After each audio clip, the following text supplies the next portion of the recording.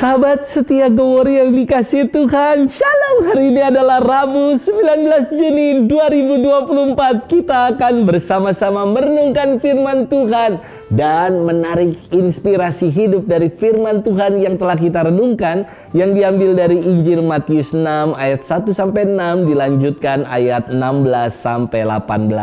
Mari kita siapkan hati kita.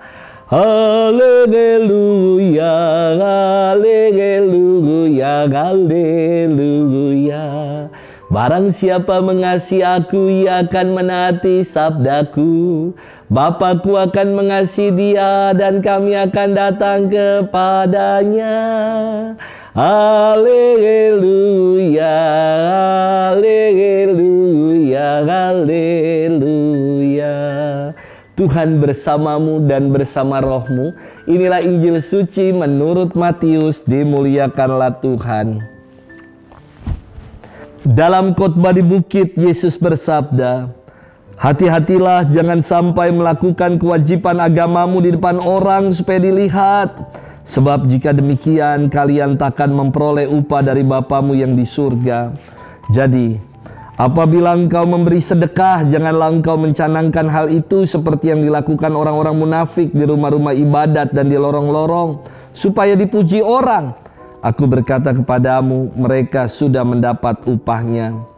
Tetapi jika engkau memberi sedekah, janganlah tangan kirimu tahu apa yang diperbuat oleh tangan kananmu. Hendaklah sedekahmu itu diberikan dengan tersembunyi, maka Bapamu yang melihat yang tersembunyi akan membalasnya kepadamu. Dan apabila kalian berdoa, janganlah berdoa seperti orang munafik. Mereka suka mengucapkan doanya dengan berdiri dalam rumah-rumah ibadat dan di tikungan-tikungan jalan raya, supaya mereka dilihat orang. Aku berkata kepadamu, mereka sudah mendapat upahnya.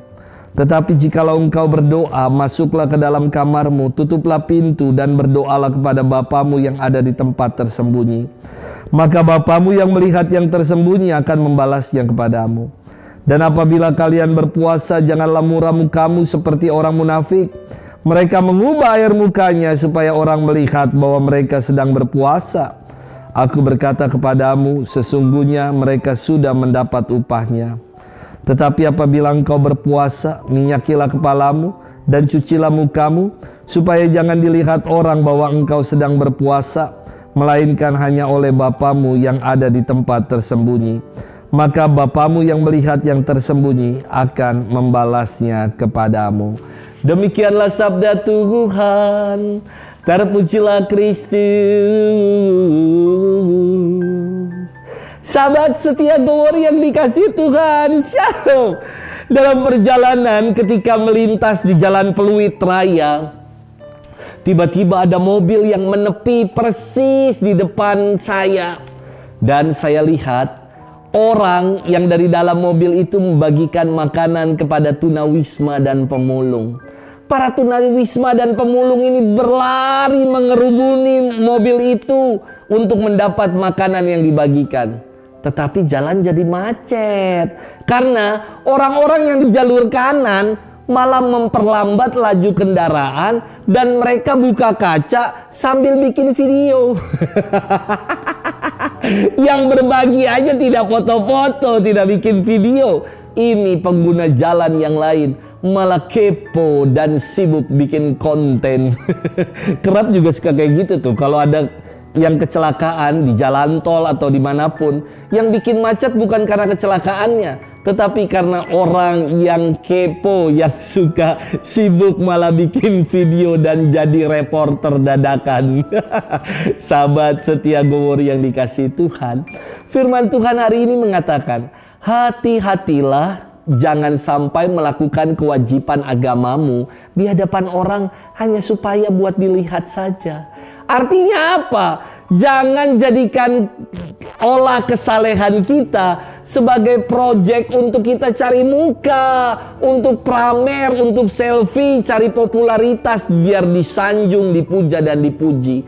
Inilah yang dikritik Yesus dengan mengatakan, janganlah kalian seperti orang munafik. Mengapa orang munafik dikritik oleh Yesus?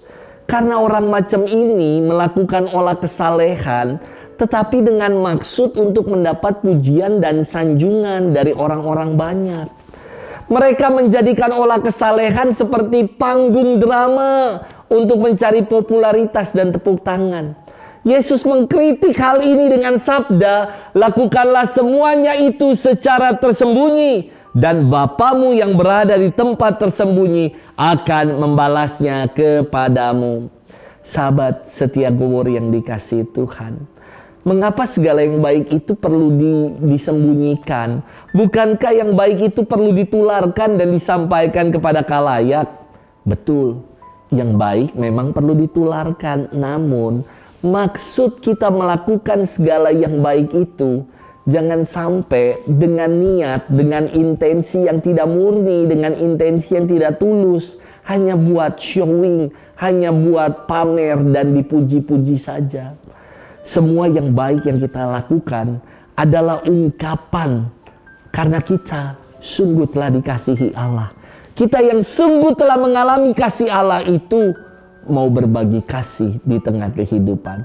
Maka sebagai ungkapan karena kita dikasihi Tuhan, tentu kita melakukannya ketika mengasihi sesama, berbagi kepada sesama. Tentu melakukannya dengan maksud yang benar, bukan dengan maksud ada udang di balik bakwan. Kita melakukannya karena pengen dipuji, pengen dilihat baik, pengen dicap suci, dan lain-lain. Selamat bermenung dan selalu menaburkan yang baik, tetapi dengan tulus dalam hidup ini. Tuhan memberkati kita selalu dalam nama Bapa dan Putra dan Roh Kudus. Amin.